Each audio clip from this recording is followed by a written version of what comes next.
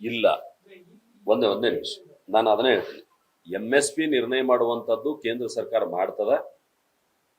ಆಹಾರ ಧಾನ್ಯಗಳು ಸೇರಿದಂತೆ ಹತ್ತಿ, ಕಬ್ಬು ಈ ರೀತಿ ಏನಿದೆ ಇದೆಲ್ಲದಕ್ಕೂ ಸುಮಾರು 27 ಬೆಳೆಗಳಿಗೆ MSP ನಾವು ನಿರ್ಣಯ ಮಾಡ್ತೀವಿ. ಆ MSP ನಿರ್ಣಯ ಆದ್ಮೇಲೆ ರಾಜ್ಯದಲ್ಲಿ ಜಾರಿಗೆ ತರಬೇಕಾದಂತೂ ಖರೀದಿ ಕೇಂದ್ರಗಳನ್ನು ಪ್ರಾರಂಭ ಮಾಡಬೇಕಾದದ್ದು ರಾಜ್ಯ ಸರ್ಕಾರದ ಕೆಲಸ. ರಾಜ್ಯ ಸರ್ಕಾರ ಆ ಜವಾಬ್ದಾರಿಯಿಂದ ನುಣುಚಿಕೊಳ್ತಕ್ಕಂಥ ಕೆಲಸ ಮಾಡಿದೆ. ಬರೀ ಕೇಂದ್ರ ಸರ್ಕಾರದ ಮೇಲೆ ಬೆರಳು ತೋರಿಸುವಂತದ್ದು ಆಗಬಾರ್ದು ಅನ್ನುವಂಥ ಕಾರಣದಿಂದ ಈ ಅಂಶಗಳನ್ನ ನಾನು ನಿಮ್ ಗಮನಕ್ಕೆ ತರಲಿಕ್ಕೆ ಬಯಸ್ತೇನೆ. ದೇಶದ ಸುಮಾರು 81,30,00,000 ಜನರಿಗೆ 2020-21ರಿಂದ ನಾವೇನು ವಿತರಣೆ ಮಾಡ್ತಾ ಇದ್ದೀವಿ, ಒಂದಿಷ್ಟು ತೊಂದರೆ ಇಲ್ಲದಂತೆ, ಒಂದಿಷ್ಟು ನಡು ಯಾವುದೇ ನಿಂತು 1 ತಿಂಗಳು ನಿಂತು 2ನೇ ತಿಂಗಳು ಕೊಡ್ಲಿಲ್ಲ, ಈ ರೀತಿ ಮಾಡ್ಲಿಲ್ಲ. ನಾವು ಕಂಟಿನ್ಯೂ ಪ್ರೊಸೆಸ್ ನಮ್ದಿದೆ. ನೀವು ಕರ್ನಾಟಕದ 4,42,00,000 ಜನರಿಗೆ ಏನು ಆಹಾರ ವಿತರಣೆ ಆಗ್ತಾ ಇದೆ ಬೇರೆ ಬೇರೆ ಕಾರ್ಡ್ಗಳ ಮೂಲಕ, 4,42,00,000 ಜನರಿಗೆ ನೀವು ಆಹಾರ ಧಾನ್ಯವನ್ನ ವಿತರಣೆ ಮಾಡುವಲ್ಲಿ ನಿಮ್ದೇನು 5 kg ಕೊಡ್ತಾ ಇದ್ರಿ, 30 ತಿಂಗಳ ಪೈಕಿ ಕೇವಲ 11 ತಿಂಗಳಿಗೆ ಮಾತ್ರ ನೀವು ಕೊಟ್ಟಿದ್ದೀರಿ ಅನ್ನುವಂಥದ್ದನ್ನ ನಾನು ನಿಮ್ಮ ಮೂಲಕ ಜನರಿಗೂ ತಿಳಿಸ್ತೀನಿ, ಸರ್ಕಾರಕ್ಕೂ ಕೂಡ ಇದನ್ನು ಗಮನ ಸೆಳೀಲಿಕ್ಕೆ ನಾನು ಪ್ರಯತ್ನ ಮಾಡ್ತೀನಿ. ನೀವು ವಿಫಲ ಆಗಿದ್ದೀರಿ. 1. 2ನೇದ್ದು, ನೀವು ಅನ್ನಭಾಗ್ಯ ಅಂತ ಹೇಳಿ ಈಗ ಇಂದಿರಾ ಕಿಟ್ಟಿಗೆ ನೀವು ಹೊರಟಿದ್ದೀರಿ. 3ನೇದ್ದು, ನೀವು ಮಹಾತ್ಮ ಗಾಂಧಿ ಹೆಸರು ಹಿಡ್ಕೊಂಡು ನಮ್ಮ ವಿರುದ್ಧ ಏನು ಪ್ರತಿಭಟನೆ ಮಾಡಕ್ ಹೊಂಟಿದ್ದೀರಿ, ಆದ್ರೆ ಇಲ್ಲಿ ಇಂದಿರಾ ಗಾಂಧಿ ಅವ್ರ ಹೆಸರು ಇಡ್ತೀರಿ.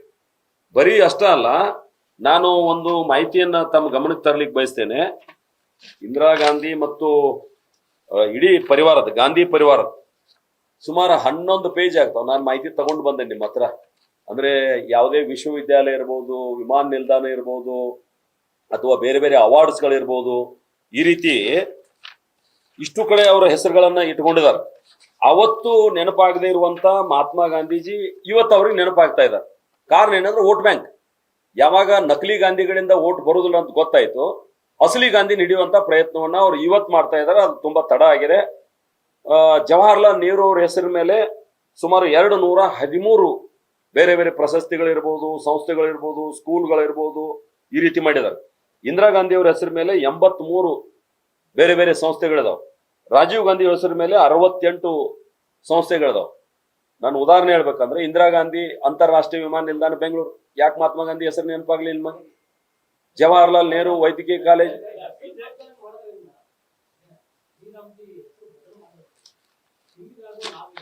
ನಮಗೇನ್ ಲಾಭ ಅಂತ ನೋಡ್ರಿ ಅವ್ರಿಗೆ ಏನಾಗಿದೆ. ಅಲ್ಲಲ್ಲ, ಹೌದು ಹೌದು ಹೌದೌದು ನೋಡ್ರಿ, ಯಾವ ಅದನ್ನ ಏನ್ರಿ ಅಪ್ರಿಯ ಆಗ್ಲಿಲ್ಲ ನಮ್ಗ. ಅಲ್ಲಲ್ಲ ನೋಡ್ರಿ ನಾನು ನಿಮ್ಗೆ ಅದನ್ನೇ ನಿಮ್ಗೆ ಗಮನಕ್ಕೆ ತರ್ತಾ ಇದ್ದೀನಿ. ಜನರನ್ನ ತಪ್ಪುದಾರಿಗೆ ಎಳಿತಾ ಇದ್ದಾರೆ ಇವರು. 1980 ಈ ಯೋಜನೆ ಇತ್ತು. ಈ ಯೋಜನೆ ಹೆಸರು ಅವತ್ತಿನ ಕಾಲದೊಳಗೆ ಏನಿತ್ತಂದ್ರ ರಾಷ್ಟ್ರೀಯ ಗ್ರಾಮೀಣ ಉದ್ಯೋಗ ಕಾರ್ಯಕ್ರಮ ಅಂತ ಇತ್ತು. ಯಾವಾಗ? 1980 ಒಳಗೆ.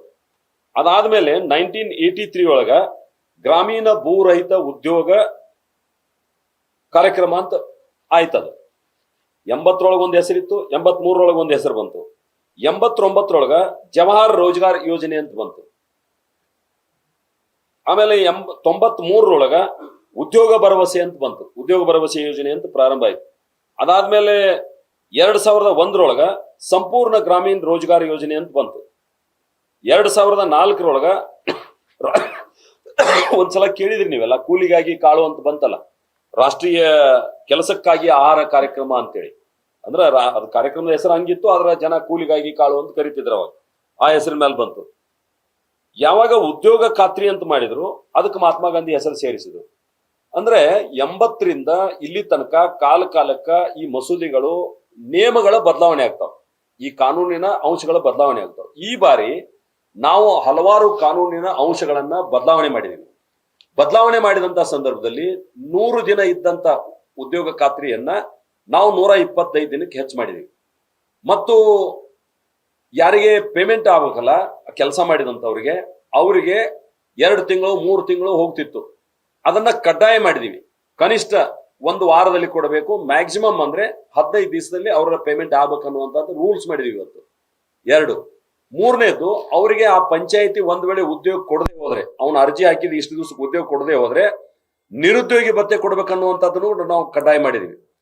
ಅವತ್ತು ಪಂಚಾಯಿತಿ ನಿರ್ಣಯ ಮಾಡ್ತಿತ್ತು, ಇವತ್ತು ಪಂಚಾಯಿತಿನ ನಿರ್ಣಯ ಮಾಡ್ತದ ಉದ್ಯೋಗ ಖಾತ್ರಿ ಯೋಜನೆಯನ್ನು. ಹೀಗಾಗಿ ಕಾನೂನು ಬದಲಾವಣೆ ಆದ ನಂತರ ದೇಶ ವಿಕಸಿತ ಭಾರತ 2047ಕ್ಕೆ ವಿಕಸಿತ ಭಾರತ ಆಗ್ಬೇಕನ್ನುವಂತ ನರೇಂದ್ರ ಮೋದಿ ಅವರ ಕನಸನ್ನ ನಾವು ಸಾಕಾರಗೊಳಿಸುವಂತ ಹಿನ್ನೆಲೆಯಲ್ಲಿ VB Viksit Bharat, G guarantee, R Rozgar, ಈ ರೀತಿ ಆಜೀವಿಕಾ ಮಿಷನ್ ಮತ್ತು ಗ್ರಾಮೀಣ್ ಆಟೋಮೆಟಿಕ್ ಆಗಿ ಹೆಸರು ಬಂದಾಗ ನಿಕ್ ನೇಮ್ ಬಂದ್ಬಿಡ್ತದ. ಅವಾಗ ರಾಮ್ ಅನ್ನೋ ಶಬ್ದ ಕೇಳಿ ಇವ್ರಿಗೆ ಯಾಕೆ ನೋವು ಆಗ್ತಾ ಇದೆ ಅಂತ ನನಗೆ ಅರ್ಥ ಆಗ್ತಾ ಇಲ್ಲ. ಹೀಗಾಗಿ ಜನರನ್ನ ತಪ್ಪುದಾರಿಗೆ ಎಳಿತಕ್ಕಂಥ ಕೆಲಸವನ್ನ ಇವತ್ತು ಕಾಂಗ್ರೆಸ್ ಮಾಡ್ತಾ ಇದೆ. ನಾವು ಏನ್ ಭರವಸೆ ಕೊಟ್ಟಿದ್ವಿ ಆ ಎಲ್ಲಾ ಭರವಸೆಗಳನ್ನ ಅತ್ಯಂತ ಯಶಸ್ವಿಯಾಗಿ ನಡೆಸಿಕೊಂಡು ಹೊಂಟಿದೀವಿ. ಮೊಸರಿನಲ್ಲಿ ಕಲ್ಲು ಹುಡುಕ್ತಕ್ಕಂಥ ಕೆಲಸ ಕಾಂಗ್ರೆಸ್ ಪಾರ್ಟಿ ಮಾಡ್ತಾ ಇದೆ.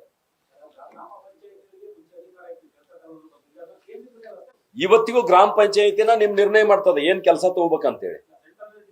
ಇಲ್ಲ ಇಲ್ಲ ಇಲ್ಲ ನೋಡ್ರಿ, ನೀವು ಸೆಂಟ್ರಲ್ ಇನ್ಫಾರ್ಮ್ ಮಾಡ್ಬೇಕಷ್ಟ ಸ್ಟೇಟ್ ದಿಂದ ನಾವು ಇಂತಿಂತ ತಗೋತೀವಿ ಅಂತೇಳಿ. ಇಲ್ಲಿ ತನಕ ಏನಾಗ್ತಿತ್ತು, ಯಾರ್ಯಾರ್ದು ಹೆಸರಿನಿಂದ ಪಗಾರ ತೆಗಿತಾ ಇದ್ರು. ನೀವೇ ಬರೆದ್ರಿ ಪತ್ರಿಕೆ ಒಳಗೆ, ಯಾರೋ ಸರ್ಕಾರಿ ನೌಕರ ಅದಾನ, ಯಾರೋ ಸ್ಕೂಲ್ಗೆ ಹೋಗ್ತಕ್ಕಂಥ ಹುಡುಗ ಅದಾನ, ಯಾರೋ ಇನ್ಕಮ್ ಟ್ಯಾಕ್ಸ್ ಕಟ್ತಕ್ಕಂಥ ಒಬ್ಬ ಶ್ರೀಮಂತ ಅದಾನ, ಅವನ ಹೆಸರ್ಲೇನು ನೀವು ಪೇಮೆಂಟ್ ತೆಗೆದಿರಿ. ಭ್ರಷ್ಟಾಚಾರವನ್ನ ನಿಲ್ಲಿಸ್ಲಿಕ್ಕೆ ನಾವು ಮಾಡಿದೀವಿ. ಇಲ್ಲಿ ತನಕ ಏನಾಗಿತ್ತಂದ್ರೆ ಕೆಲವು ರಾಜ್ಯ ಸರ್ಕಾರಗಳಿಗೆ ಇದು ಬಂಗಾರದ ಮೊಟ್ಟೆ ಇಡುವ ಕೋಳಿ ಆಗಿತ್ತು. ಯಾವುದು ಉದ್ಯೋಗ ಖಾತ್ರಿ. ಈ ಬಂಗಾರದ ಮೊಟ್ಟೆ ಇಡುವಂತ ಕೋಳಿಯನ್ನ ಇವ್ರು ದುರುಪಯೋಗ ತಗೋತಾ ಇದ್ರು. ಭ್ರಷ್ಟಾಚಾರ ತಡಿಲಿಕ್ಕೆ ಅನೇಕ ಬದಲಾವಣೆಗಳನ್ನ ನಾವು ತಂದಿದೀವಿ. ಅದರಿಂದ ಅವ್ರಿಗೆ ನೋವಾಗ್ಯದ. ಯಾವಾಗ ನಿಕ್ನೇಮ್ ರಾಮ ಅನ್ನುವಂಥದ್ದು ಬಂತು, ಉದ್ದೇಶಪೂರ್ವಕ ನಾವು ಇಡ್ಲಿಲ್ಲ.